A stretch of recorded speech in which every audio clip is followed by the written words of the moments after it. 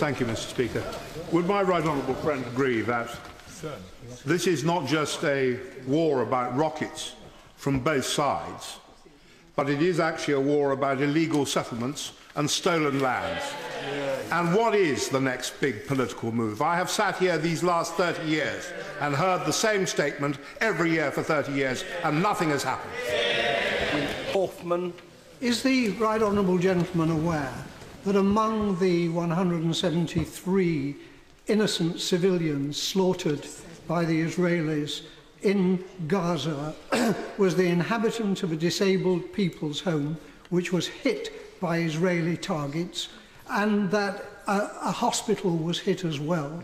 That whatever one says in deploring the role of Hamas, and I have told the Hamas Prime Minister to his face that I deplore what they do, nevertheless, if this goes on, we shall have yet another cycle, the third so far. There will be a fourth, it will go on, and unless the Israelis are willing to make peace, the day will come when the Palestinians will explode in anger and despair.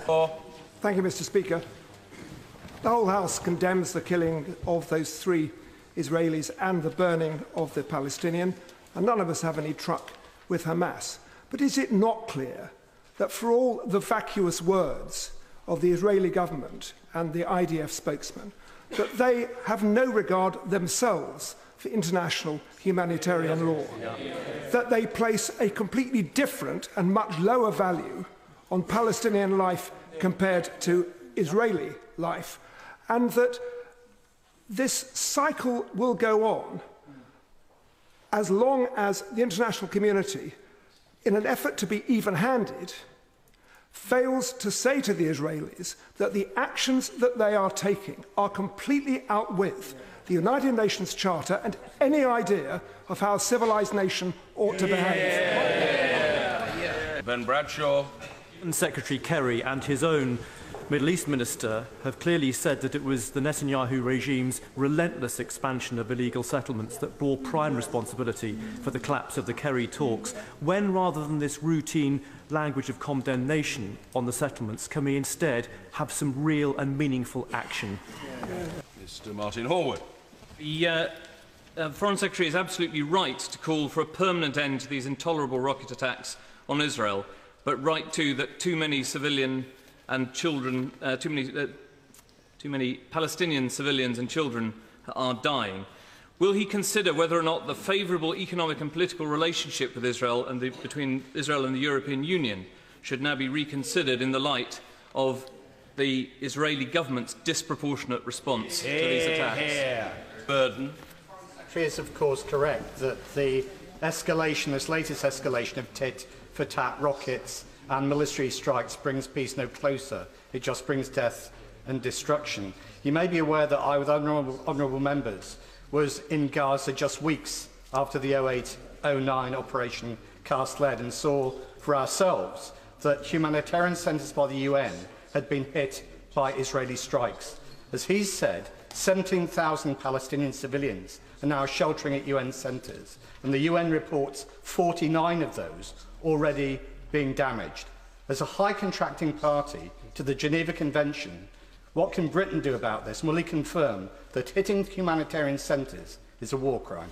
Shanara Ali. Speaker, in 2010, our Prime Minister described Gaza as being like an open-air prison with its people living under constant attacks and pressure. The latest escalation of the violence and killings has made matters unbearable. When will our government, working with the international community, actually apply pressure on the Israeli government to adhere to international law and humanitarian requirements? Because this is just completely unacceptable. The greatest threat to Hamas and the greatest hope for peace is a sustainable future for Gaza and the eradication of poverty. Does the Secretary of State agree that while the Israeli blockade continues, peace cannot be achieved? Ben. Mr. Speaker, the tragedy of the loss of life in the whole region surely stems ultimately from the occupation of the West Bank, the settlement policy and the siege of Gaza that's going on at the present time. What practical steps has he taken to criticise Israel for its collective punishment of the people of Gaza, destruction of water supplies and sewage plants, killing of large numbers of civilians. What sanctions does he now propose to take against Israel for acting against international law in punishing a civilian population? Emphasis. Thank you, Mr. Speaker. My right honourable friend has quite rightly said that the only foundation for lasting peace and a safe and secure Israel must be a viable and a contiguous Palestinian state. Would he therefore agree that there can be no peace until there is an end to the blockade of Gaza for even the most basic economic materials like building materials, and withdrawal of from the illegal settlements which prevent any possibility of a contiguous state on the West Bank? Thank you, Mr. Speaker. Following from the question from the honourable gentleman from Cheltenham, and whilst condemning the violence on both sides, I must say to the Foreign Secretary that the right to trade surely comes with the responsibility to uphold basic humanitarian principles. Can I urge the Foreign Secretary to investigate the possibility of a consensus for economic sanctions within the European Union as an effective means of non-violent intervention, delivering Israel to the negotiating table for the desperately needed two-state solution? Mr. Crispin Blunt. When the Minister of State answered the urgent question 2 weeks ago following the dreadful murder of the 3 Israeli teenagers, the Palestinian children's death toll due to the conflict had reached 1,406. On Saturday, it reached 1,430, including the killing of 4 toddlers in the course of the last week. Will the Foreign Secretary now say what he has implied? The Israeli action is disproportionate. To give us a bit more insight into the thinking of his Israeli counterparts. Whilst we all accept the need for Israel to defend and deter, when he talks to the Israeli Foreign Minister, does he get any sense that it must be more difficult for Israel to defend and deter if they are holding an entire people in the largest prison camp in the world in appalling conditions? Does he get any impression that common humanity calls out for peace and justice for the Palestinian people? Andrew Slaughter. Mr. Speaker, we should not equate the occupied with the occupier. We should not equate a refugee population of 1.7 million imprisoned in a tiny strip of land with the prison guards. We should not equate terrorists firing rockets with a supposedly civilised state systematically killing women, children, elderly and disabled people. Will the Secretary of State accept that if his and other Western governments fail to discriminate between the actions of Hamas and Israel, hundreds of Palestinian civilians will continue to die and the annexation of Palestine by Israel will continue? Taggart. Thank you, Mr. Speaker. I agree with the Foreign Secretary that what's needed is a ceasefire to provide relief to the people of Gaza and to restart the peace process. But isn't it too late? In all the 17 years I've been in this House, progress towards a two-state solution has been in reverse. Just last year, the UN predicted that potable water in Gaza would run out by 2016. The Palestinian officials are reporting that the Israelis are targeting water and sewage supplies. And already before this latest attack, the people of Gaza were spending 30 pence out of every pound on safe drinking water. How are we going to make sure that they can live while we carry on this argument?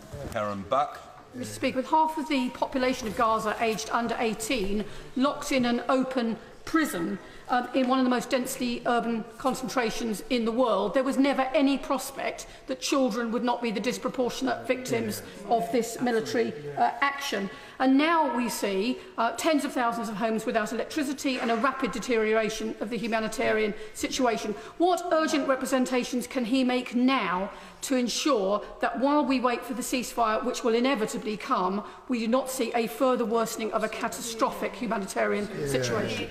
Cathy Jameson. Thank you, Mr. Speaker. The Foreign Secretary has already acknowledged the importance of access to water and sanitation. Would he therefore say what assessment he's made of those reports that Israeli aircraft have been targeting water wells, and if they have, that is a clear breach of international law? Sir Bob Russell. Will the Foreign Secretary confirm that the actions of the Israeli political and military leaders constitute war crimes? Barry Gardner. Thank you, sir. Israel's right to defend itself, of which the Foreign Secretary speaks, is not an unconstrained right. Yet Israel's response has been unconstrained. It has been disproportionate and wrong. Heavy bombing in a densely populated area of 100,000 civilians, causing the death of 170 people, a third of them children, is not self-defence, it is barbarism. What leverage does the Foreign Secretary have, and will he now apply it to make the Israeli government reappraise this barbaric and unproductive strategy? Mr. Kevin Brennan. Thank you, Mr. Speaker. The Foreign Secretary quite rightly has condemned the rocket attacks by Hamas.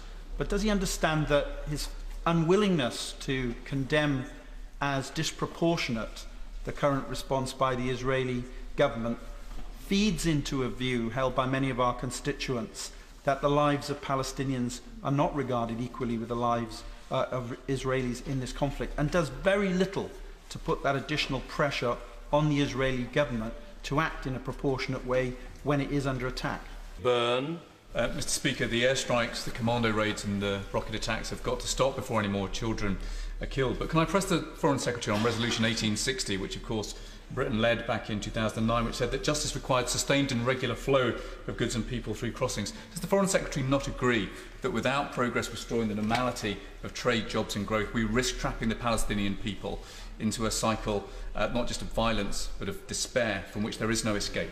Griffith. Thank you very much, Mr. Speaker. Well, we understand the immediate need for ceasefire and for humanitarian aid, but we really must look at the underlying causes. With Gaza under siege and 60% of the West Bank now under direct military rule, and a seemingly complete failure to halt the continuing expansion of the Israeli settlements. He's mentioned now how difficult it is to influence Israel about the treatment of Gaza, but these settlements are illegal in the West Bank, so surely more could be done there. Could he explain what more could be done to put pressure on Israel in order to deal with the way that Israel is behaving and therefore bring forward the peace process?